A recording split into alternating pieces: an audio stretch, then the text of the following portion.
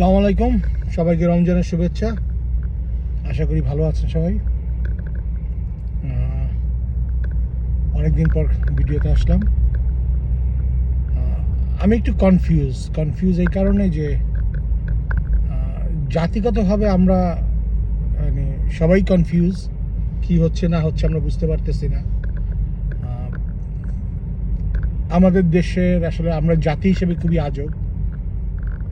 বিরোধী দলের জন্য আমরা যেটা বেআইনি মনে করি, নিজেদের জন্য সেটি আইনি মনে করি। এক আজব অবস্থা। বিএনপি সরকারের কথাই বলি প্রথমে। বিএনপি আওয়ামী লীগের নিয়ে তো কথা বলে কোনো লাভ নাই, পলাতক দল। বিএনপি সরকার ধরে নিলাম কোনো কারণে 5 অগাস্টে শেখ হাসিনা পালায় গেল না। পালায় যদি না যায় তাহলে কি হয়?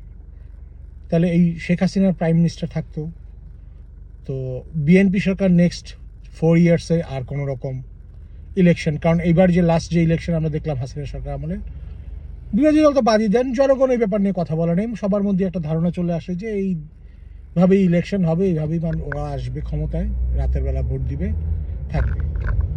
তো যদি তারা থাকতো তাহলে কিন্তু বিএনপি নেক্সট 4 বছর, ইলেকশনের পরে আর নেক্সট 4 বছর কিন্তু এই ইলেকশন দাও করতো না, তারা চুপচাপই বসে থাকতো। কারণ তাদের তো বেসিক্যালি বালুর ট্রাক সরানো কি দূরের কথা, একটা খড়কুটা সরানোর যোগ্যতা ছিল না। হয় তারা পালায় ছিল, নয় তারা জেলে ছিল, নয় তারা অসুস্থ ছিল, চিকিৎসাধীন ছিল। গত 15-16 বছরে আমরা তাদেরকে কোনো কিছুই করতে দেখিনি। এখন তারা সকালবেলা ঘুম থেকে উঠে বলে ইলেকশন দাও, ইলেকশন দিলেই দেশ আমরা ঠিক করে ফেলবো। আপনারা তো দেশ ঠিক করবেন না, কারণ 54 বছরে আপনারা কিছুই করতে পারেন নাই। এখন এই নতুন ছাত্র জনতা আইসা দেশটাকে রিলিজ করে দিছে, এখন আপনারা হেভি অনেক কিছু করে ফেলবেন। কিছুই করবেন না, কারণ আপনাদের আমলেও সেই খাম্বা মামুন ছিল, হাওয়া ভবন ছিল, আমরা দেখছি এগুলো। আপনারা ক্ষমতার লোভী, কারণ আপনারা যখন কথা বলেন আপনাদের চোখ মুখ দিয়ে ঝরে পড়ে যে মানে কবে ক্ষমতায় যাব, ক্ষমতার লালসটা আপনাদের চোখ মুখ দিয়ে ঝরে পড়ে। নতুন দলের কথা বলি, নতুন দল বলার আগে আরেকটা কথা বলে নিই। ফজলুর রহমান সাহেব, এই যে লোকটা খালি কথায় কথায় বলে যে আমরা যখন মুক্তিযুদ্ধ করছি তখন এই ছাত্রদের বাবারাও জন্মগ্রহণ করেনি, তার মানে আপনারা দাদার বয়সী।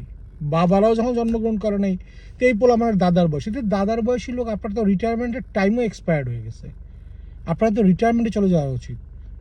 আপনারা তো কিছু জানেন না এখন আর। আর গত 16 বছর ঘরে বসে থেকে আপনারা কিছুই করতে পারেন নাই, আপনারা কিছুই জানেন না, আপনাদের তো রিটায়ারমেন্টে যাওয়া উচিত। আর এই ফজলুর রহমান সাহেব কতক্ষণ পরপরই বলে ছেলের বয়সী ছেলেরা আর যদি বেয়াদবি করে, রাজনীতিতে কোনো বেয়াদবি নাই। আপনার সম্পর্ক পাতাতে হয় ঘরে যায় সম্পর্ক পাতার, নাতি, ছেলে, দুলাভাই। রাজনীতিতে সে হচ্ছে আপনার প্রতিপক্ষ, তার বয়স 18 উপরে হইলেই সে আপনার প্রতিপক্ষ, সে আপনার সাথে ফাইট দিচ্ছে, তার সাথে ফাইট দেন। আপনাদের জ্বলনটা কোথায়?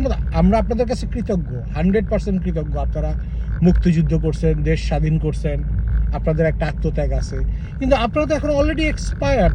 আপনারা প্রবীণ, নবীনদের চালাইতে দেন, ছাড়েন। আপনারা মানে কোনো মতে এই ইয়েটা ছাড়েন যে আপনারাই সব কিছু করবেন। আপনারা অ্যাডভাইজার হন, আপনারা বলেন যে আমাদের বয়স হয়ে গেছে, আমরা রাজনীতি করব না, আমরা পিছায় যাচ্ছি, তোমরা আসো, আমরা তোমাদেরকে অ্যাডভাইস করব। অ্যাডভাইজার হন। আপনাদের এখনও ক্ষমতায় যেতে হবে, করছেন তো গত 16 বছর। আপনারা আমাদের একটা হিসাব বুঝায় দেন, গত 16 বছর আপনারা চলছেন কীভাবে? রাজনীতিতে তো কোনো ব্যবসা বা কোনো চাকরি না যে আপনাকে তারা বলছে যে আমরা আপনাকে টাকা দিব, আপনাকে মাসিক বেতন দিব। তাই গত 16 বছর চলছেন কীভাবে? এই 16 বছর তো ব্যবসা বাণিজ্য প্রতিষ্ঠা করছেন, সেটাও মনে করেন বিএনপির আমলে করে নিয়েছেন। আর টাকা পয়সা মেয়েরা চুরি করে খাইছেন, সেটাও বিএনপির আমলে করে নিয়েছেন। নইলে তো 16 বছর তো বসে বসে খাইতে পারেন না, রাজনীতিবিদ তো মাসিক বেতন পায় নাই, তাই না? আমরা সবাই জানি আপনারা কি করেন। আমাদের দেশে যারা বড় লোক আছে, কোটিপতি আছে, সব কটাই চোর বাটপারের দল। কেউ চুরি করা ছাড়া সাউথ এশিয়াতে বড় লোক হওয়া সম্ভব না। করাপশনের সাথে সবাই জড়িত, ছোট বড় যাই বলেন সবাই মোটামুটি জড়িত। তো এই ভগলামি ছাইরা আসেন। আর এই নতুন দলের একটা আমি জিনিস বুঝতে পারতেছেন, সেটা হচ্ছে সমন্বয়ক বলেন বা যাই বলেন, এরা যে একটা দল গঠন করতেছে, এরা নিজেদের জন্য অন্যরকম নিয়ম আর অন্য দলের জন্য না। মানে তারা বলে দলকে ট্রান্সপারেন্ট হতে হবে, সবারকে জবাবদিহিমূলক হতে হবে, সবাইকে সম্পত্তির হিসাব দিতে হবে, তাদের টাকার উৎস কি, তারা মানুষের কাছে ক্লিয়ার কাট থাকবে, জনগণের স্বচ্ছতা দেখাবে। তোমাদের নিজেদের স্বচ্ছতা কোথায়? তাদেরকে কেউ ফান্ডিং করতেছে, এই কথাটা কে ফান্ডিং করতেছে তারা বলতে রাজি হচ্ছে না। কারণ কি? তারা বলতেছে যে কেউ যদি, আমরা যদি যারা ফান্ডিং করে তাদের কথা, তাদের যদি ক্ষতি, কেন ক্ষতি হবে কেন? তার মানে তার টাকা লিগেল না? যে আপনাকে ফান্ডিং করে বলতেছে আমার নাম প্রকাশ করো না, তার মানে তার তো ঘাপলা আছে। তো ভাই, আপনারা নতুন দল গঠন করতেছেন, আপনারা দেশ গঠন করবেন, আপনাদের প্রথমেই তো ট্রান্সপারেন্সি সমস্যা। আপনারা তো জনগণের কাছে, আপনারা তো মানে আপনাদের জন্য আসতেছেন না। আমি বুঝতে পারি যে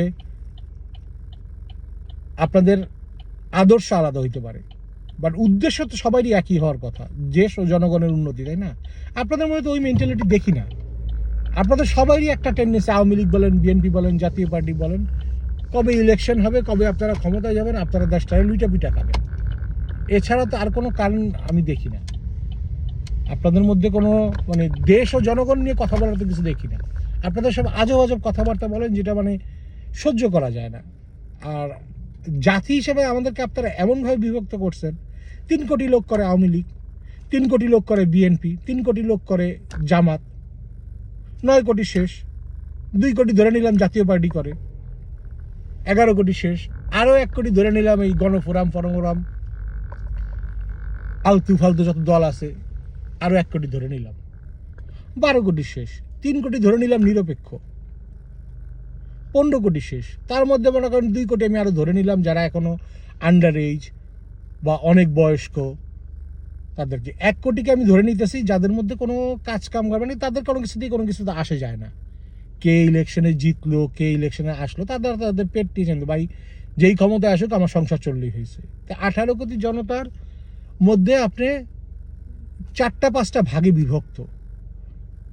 আর আমাদের কারোই উদ্দেশ্য সঠিক না, মেন্টালিটি সঠিক না, আমাদের খালি একটাই উদ্দেশ্য। আমি জানি না রাজনীতিতে এটা কি ব্যবসা নাকি এটা, রাজনীতিতে আসলেই মানুষ এরকম হয়ে যায় যে ফালা সব কিছু আগে নিজের পকেট গোছায় নেই।